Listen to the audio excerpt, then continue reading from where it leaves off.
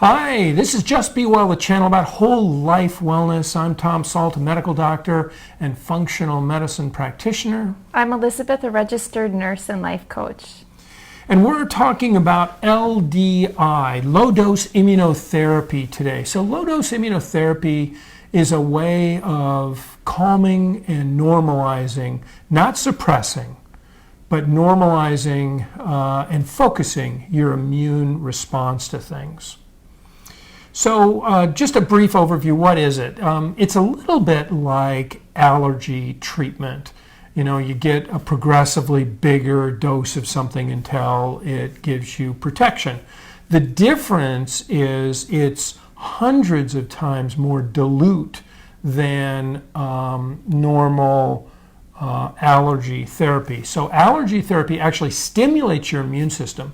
Normally the kinds of allergies that you get allergy shots or allergy drops for are known as IgE allergens.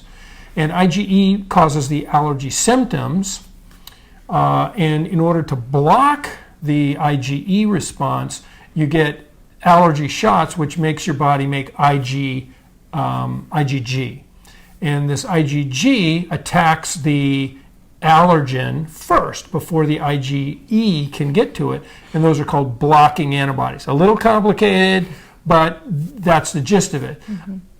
LDI works differently. Instead of LDI stimulating the immune system, it calms down side reactions and creates something known as tolerance. And I'll explain more about that in just a minute. Yusuf, how you doing, man? It's past your bedtime. So with this LDI, what we're really doing is take an easier example. As complicated as this is, an easier example is like a rheumatoid arthritis, an autoimmune process where your immune system is attacking your body. And it's attacking your body because of something called molecular mimicry. Hi, Jane. And this molecular mimicry is a molecule on a bacteria or something else. It looks enough like your own tissues so that you're accidentally making antibodies against yourself, right? And what LDI can do is restore tolerance. So you give this very low dose of allergen, and the body starts to recognize it as self again, so you're not making antibodies against it. Now, when we've been talking about Lyme disease this week, so when you take this to the next level, which is Lyme disease, it turns out that Lyme causes the body to create a whole bunch of autoantibodies, and much of the symptoms that people have from Lyme disease are related to these autoantibodies and increased inflammation. So what LDI can do is normalize these autoantibody responses so that you're not attacking yourself. And that then frees up space, if you will, frees up capacity for your immune system to then focus on the bug instead of all these side reactions that are going on. And for many people with long-standing chronic Lyme disease, especially those people who say, gosh, antibiotics don't even help me anymore, those people don't even have active infection anymore, actually. Many people, the far bigger issue with their chronic Lyme isn't even an infection anymore. It's these autoimmune reactions. And LDI is really amazingly good at calming those down. Right, and it's not even, the antibiotics aren't helpful anymore, or maybe you just can't take anything because any little alteration causes your body just to react to it. Right. So this is a nice, gentle way of calming that all down. Hi. Yeah, I'm sorry, go ahead. No. That's really important. No, yes.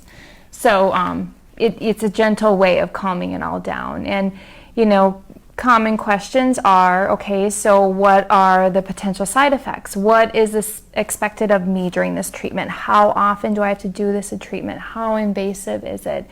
And really, what it comes down to is... It's a little saw and we just cut right here. Yeah. No, it's not. So, we go off what is your current state of wellness? How is your immune system reacting right now? And we start you off on a dose based on that. So how fragile are you? You know, you may have been like Hercules or Xena, warrior princess, or whoever it is, before you got sick, right? But the disease takes its toll, and so how fragile are you? And so we're going to base the first dose based on sort of that, how big of a toll is this disease taken, and your own, like, what is your psychological capacity to manage it if you have a reaction to it? Because if we give you too much, you have a big reaction. And if you're already feeling crummy, and you're like, I can't do that, feel much worse than this, then we start you off on basically the weakest possible dose, and then work you up from there. And we actually ship it right to you. So you can take it at home. So it starts with a consult, and we go through the symptoms and figure out what's the best combination of stuff, what's the best LDI to give to you. It might be a specific bacterium antigen, not the bacteria itself, but an antigen of the bacterium for certain autoimmune diseases. And as an example, for Lyme, we have a Lyme mix. We have all the individual bugs, but then we have a Lyme mix, which has multiple strains of Borrelia, multiple strains of Ehrlichia, multiple strains of Babesia, multiple strains of whatever's left, Bartonella, and so on. And so we have this whole mixture of things, because frankly, most people who are really sick long term, they have multiple things, right? And we start really, really dilute, and we slowly, painfully, slowly work up until you get just an inkling of improvement. And the problem for Lyme patients, up and down and up and down and up. So and how down. do you know? How do you know, am I getting better, or maybe I just had a run of really great days, or how do I know it's not a run of bad days? And really, you just have to look at a catalog of your symptoms. Are they overall better, worse, or the same? Yeah. So, and Ruth, Jackie, and Aaron, hi. So the question isn't, I was a little tiny bit better for 1/4 of a second. It's, were you, if your swings are this big, were the swings you experienced during that treatment the same, or did you get better? And were you actually up here swinging? And so that's the question. It's a hard question to answer. All my patients hate it, because I say, okay, 0 is can't function, 10 is perfect, vibrant, effortless health. Where are you? And you can say 1 to 5, you can say 1 to 10, you can say 1 to 8 billion, and they always have to say, well, I'm 8.2. It can never be 8. Can never be 8. It has to be 8.2. But whatever it is, it's some number on average. And are you 2 better? Are you actually measurably better? And if you aren't, the answer is, I'm not better. And so then we give the next dilution. So let's just say we decide that you're such a person that we start you at 20C. 20C means that we did a 1 to 100 dilution. So we took as an example, 1 ounce of stuff and diluted it in 99 ounces technically. Okay, so it adds up to 100. And then we did that again, 1 ounce in 99 ounces of dilution, and again and again and again, 20 times. So as you can imagine, it's extremely dilute. And so we do that, and let's say you say, nope, no better. And so we give you another dose. Nope, no better. 10 days between doses. Nope, no better. Another 10 days go by. Nope, no better. Another 10 days go by. Hey, I was significantly better, way, way better for 2 days. We're getting close. But it didn't last. It should last at least 7 weeks. So we're close, but not close enough. So now we've got a choice. We can either start doing half doses, and for the really sick who just cannot tolerate the possibility of getting worse, we'll start doing half doses. The problem with that strategy is it takes longer to get to the right dose. If you say, you know what, at this point I'm really stoked because I felt so good there, let's do a couple more full doses if I handle it. So maybe we give another full dose, and let's say this time you're better for a week. Ooh, we're even closer. And if you're better for more than 10 days, now we're close enough, we better start going in half doses. So I'm really looking for somebody to say, I'm better for 10 days, 2 weeks. That's when we start going to half doses. So as you can see, it's a little bit painstaking to just go a tiny dose, a tiny dose, a tiny dose. And think about this. If you're going 10 days between treatments, and let's say that ultimately we started at 20, and ultimately your actual effective dose is 10. Well, that's 10 10-day intervals. That's 100 days, right? So it can take a long time to get to the right dose. But once we find the right dose and we start calming down all those side reactions, you get dramatically better. So this has been a real big piece of our success for many of our patients with chronic Lyme. It's not the only thing we do, right? I mean, to just make everybody completely insane, we do the 5 modifiable lifestyle factors on everyone, right? We do a comprehensive assessment of your physiology and try to shore up where your physiology isn't working ideally. So you're going to end up on vitamins and minerals and phytonutrients and yada yada, and maybe even stress management and all that kind of stuff, and some anti-Lyme specific antimicrobial herbs like stevia, like biocidin, like whatever.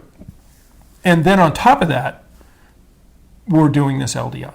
So it's a very all-encompassing full tilt boogie. So how does that work from your... And layered. And layered, Right. thank you. It's not like we're going to do all of these things. We start with the 5 modifiable lifestyles. We back up a truck. And we layer things on top of it, Right. just depending on how well you do off of each layer. Some people are so sick that we have to start with just one thing, right? And of course, people who are really, really sick, they want to be better by tomorrow, but in the very next breath, they tell you that every time I try to do anything, it makes me sicker. Okay, so we probably shouldn't try to do everything all at once. But I want to get better. Right, and we're going to have to use tweezers and be painstaking at moving through this process. And that's just, unfortunately, the truth. And so let's say that somebody has a consult. We decide we're going to do 20C, just making up numbers. How's that going to work from your perspective in terms of sending them stuff and whatever? Well, we send you with a lot of information just on, okay, how do you catalog your symptoms? And, it really comes down to journaling them at home.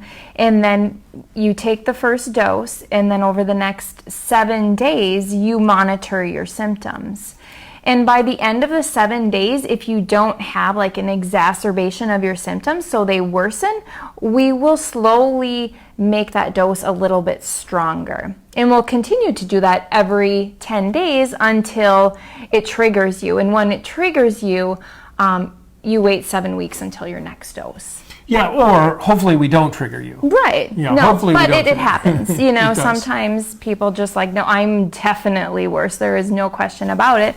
Then we just wait 7 weeks for things to calm down until we restart it at your previous dose. So the white blood cells that we are trying to influence live about 7 weeks. So over the course of 7 weeks, those white blood cells have died and been cleaned out of your system, and so you have this new crop. And so, all of that, anything that we upset with LDI, if we give you that one too far, and it happens, not infrequently. So I wouldn't say it's the majority of cases, but it definitely happens. And so we have to wait that 7 weeks, and then, let's say we were marching along every 10 weeks, so 20, 19, 18, 17, 16, and let's say we got to 16 and it triggered you big time and you were terrible. Okay, we're going to wait 7 weeks, and we're going to probably back up 2. So if we were, what did I say, 16, 17, 18. We're going to give you 18. Make sure you don't react to that.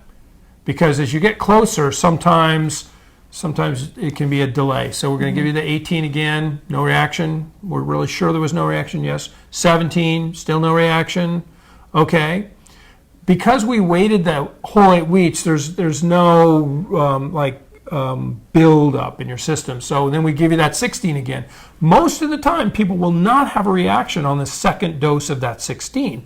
And then we'll wait the full 10 days and we'll go, okay, well, let's do 15. We do 15 and now they say, wow, now I really had an improvement for a week.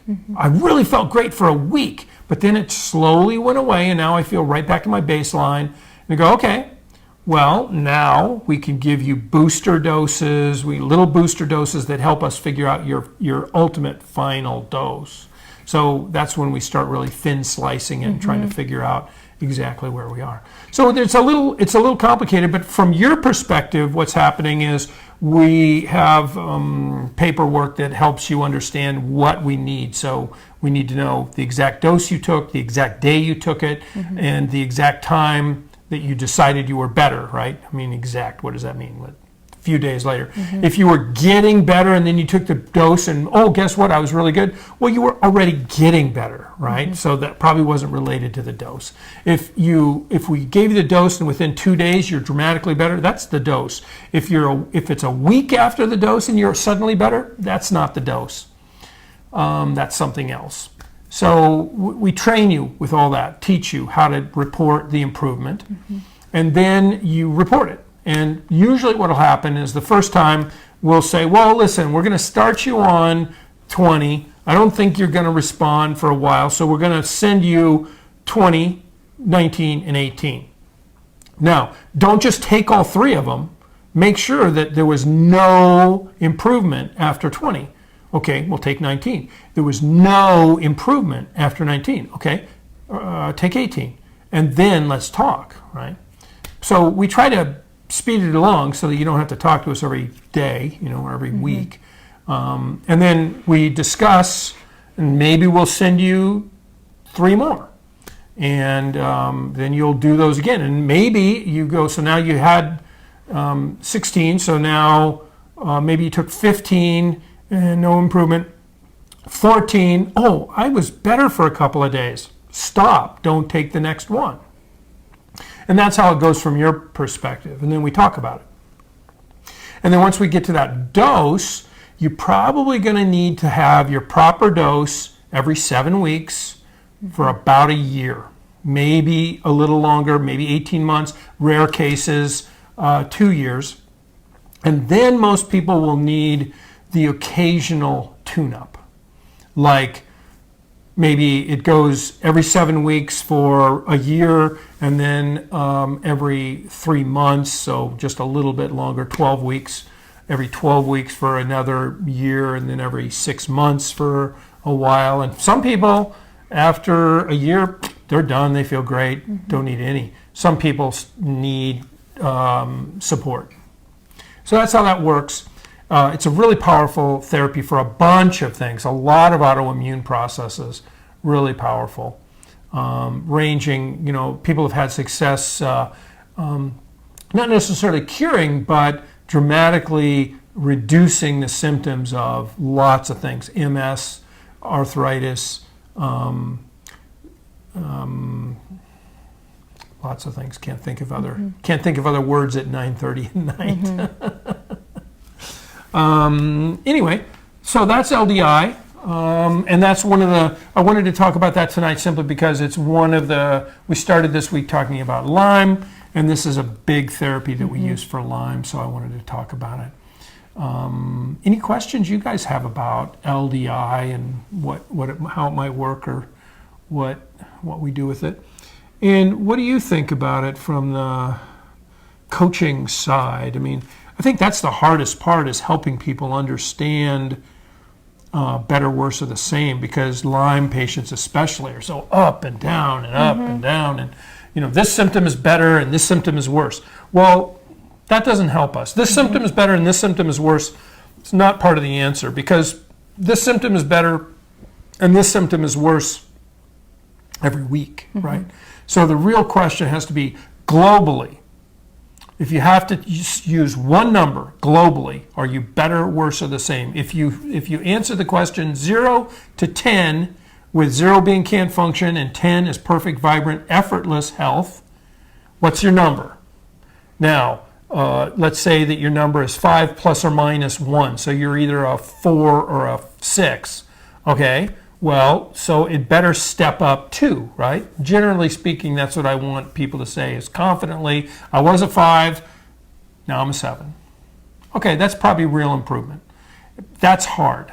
That's a WAG, right? So sometimes people aren't sure, and they'll say, I'm pretty sure I was better, but I'm not 100% sure. Okay, well, maybe let's wait longer than 10 days and give you the exact same dose again. And if you have a reliable improvement, probably was improvement.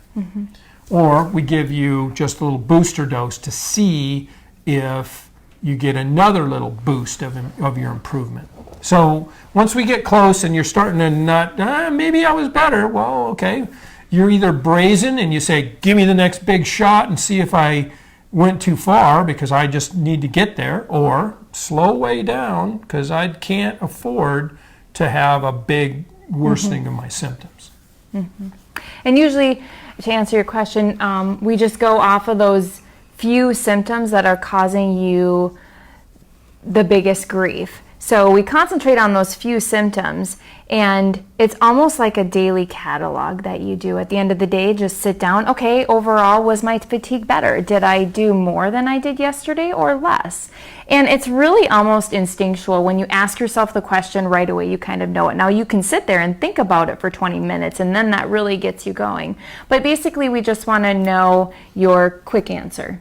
And is my fatigue better than yesterday? Yeah, your intuitive answer. And if you do that for a couple days after the dose, you kind of get a picture of it. So it's not like we don't want you to wait till the end of the 7 days and then sit there and think, okay, was I better over the week? Because a lot can happen over the week, and you may have been great on Monday and Tuesday, but that bad day on Thursday, that's going to cloud out the whole week.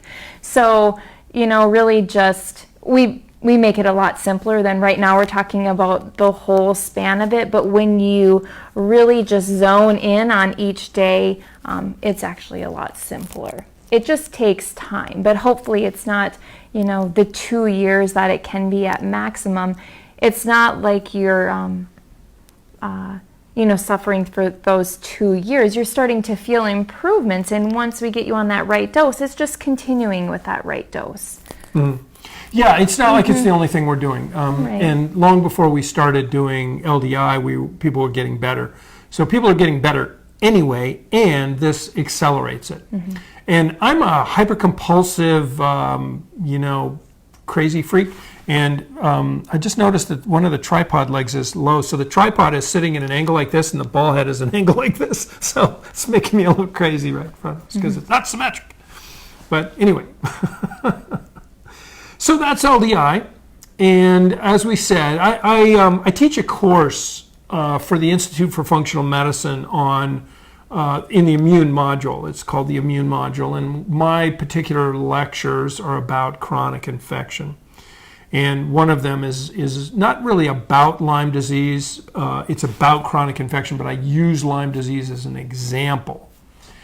And I like to say that Lyme disease is really a master's class in functional medicine because you really have to do laps around the matrix. So in functional medicine, we have this thing we call the matrix, and it's, how well are you digesting and absorbing your food, and how well are you, how well is your immune system and inflammation markers working, and how well are you making energy, and how well are you detoxifying, and how good is your communication, and all this stuff, and how it all interacts with each other. And it's like, we used to call it a web. Before we called it the matrix, we called it the web. And if you think about a spider's web, if you pull on any one place on a spider's web, the whole web distorts. And that's what happens in functional medicine. So we do an intervention, and then we have to see how it affects all these areas of the matrix.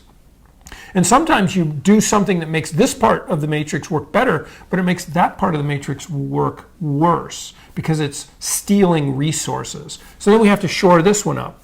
And sometimes it feels a little like playing that game whack-a-mole where you can never get them all gone, you know. But most of the time we can get it balanced and working pretty well. And that allows your body to start the healing process. And we're doing that while, or in some sequential manner, depending on how sick you are, we're doing that while maybe we're using antimicrobial herbs against the bug itself, or antibiotics if necessary against the bug itself. But we have found that there are herbal therapies that are actually more powerful than antibiotics. And then on top of that, we layer in the LDI. So it can be quite a lot, but it needs a comprehensive approach. All right, I think we've killed it in terms of killing you guys, badgering you to death with this.